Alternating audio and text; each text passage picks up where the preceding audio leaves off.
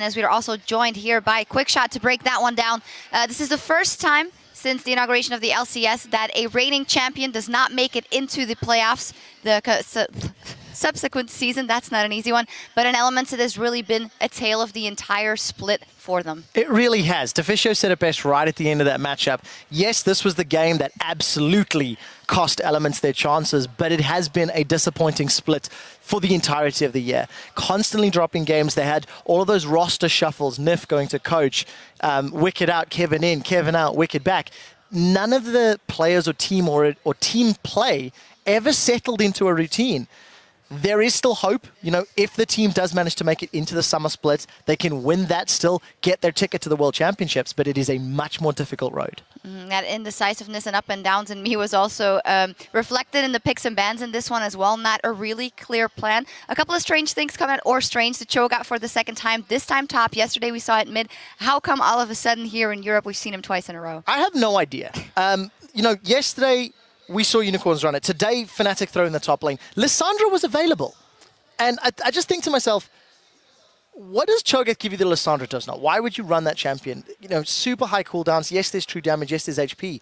But I just wonder what's going through the mindset. It's not been particularly successful in LPL, and it raises more questions than it answers. Yeah, it does raise a lot of questions, and it's an obscure pick. It's had some success. We saw it in the North American LCS. It throws your opponent laner off guard.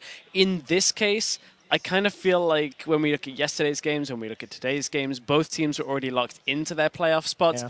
I don't want to say that the only reason they were playing Cho'Gath was because they were trying a few things, but certainly we haven't seen Cho'Gath really in make or break games. He has a lot of health and a fair amount of damage. He's awkward to play against, but he's not certainly one of the top tier, either top or mid laners. Yeah, and I think it's fair. I mean, you've got an AoE silence, an AoE knock-up. Yes, it is what, like 8-9 seconds on the Q and 10-12 seconds on the W mid to late game. But I'd love to talk to the teams and find out more why they're picking these things. You know, we saw some weird and wonderful picks we kept talking about at playoffs. It just throws that spanner in the works. Was it good enough to ban? Should we be scared of it? Do we play against it in best of fives? Yeah, I mean, that's another little point there, but it was Huni that played it. Yeah. Huni's a player that, you know, is having a lot of fun here in Europe as well. Everybody's loving him for his Rumble, for, you know, now his Cho'Gath. Maybe we'll see that banned in the playoffs. Maybe it's another fear tactic out of Fnatic. A little bit of a mind game, but be it as it may, he still made it work, or they've made it work as a team. Turning to the side of Elements, a couple of things in there. The Aurelia for Wicked, kind of his fallback, love of his life champion there. And the Lee Sin for Shook coming out when I think there would have been better things available, knowing that Rek'Sai is banned in. Maybe go for that tank jungler, knowing that you want to pressure early, but it wasn't enough when Fnatic turned it on. And that's been one of the biggest problems here for Elements. Patch after patch, they've struggled to adapt, and 5.5 was the biggest real meta change that we've had in a very long time. They were reluctant to run a tank jungler. They've been reluctant to run tank top laners when it hasn't been Maokai. And, you know, they've been kind of forced onto almost second-tier picks. They're still strong on champions like Ahri, but, you know, they just haven't, as a team, brought their whole composition up to the top tier of current picks. Yeah, and I also think with this particular team composition, Elements put quite a clear focus on the skirmish and the pick game with the Ahri, with the Thresh, you know, even Sivir to initiate, catch somebody off guard, and then proceed to take objectives. If you go look at the play of this particular match during the second Dragon,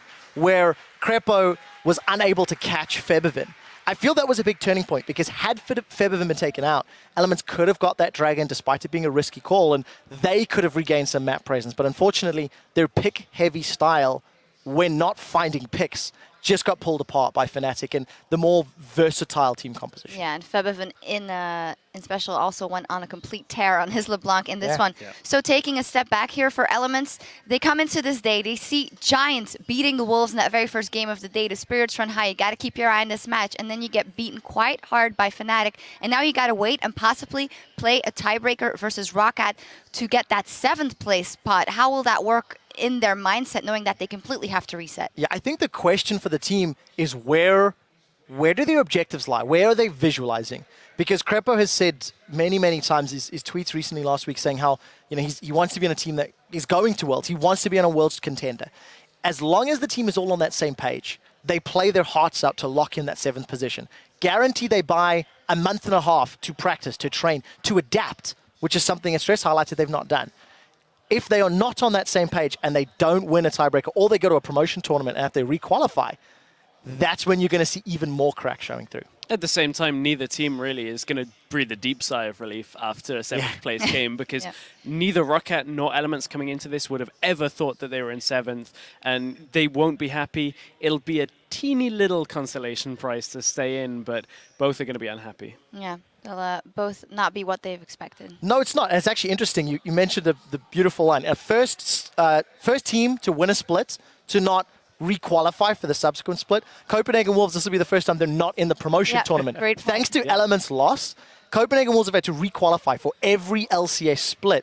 And we had a storyline at the beginning saying how Copenhagen Wolves play better in promotion tournaments than they have in the regular season. They'll still need to find some more oomph going to the playoffs now that we know who the top 6 teams are. Yeah, and there's also actually the best position they've ever been in since they had the Fisho on the team, so they can only go up. That says a lot. That says a lot. Well, as the teams get ready for our next match, we're going to check in with you guys at home. Earlier today, we asked you who is your MVP of the Spring Split and why, and you had a lot to say. Our first tweet is from @JonasKrabbe. The MVP of the Spring Split is definitely God-given, living up to the hype that is the man, the myth, the legend.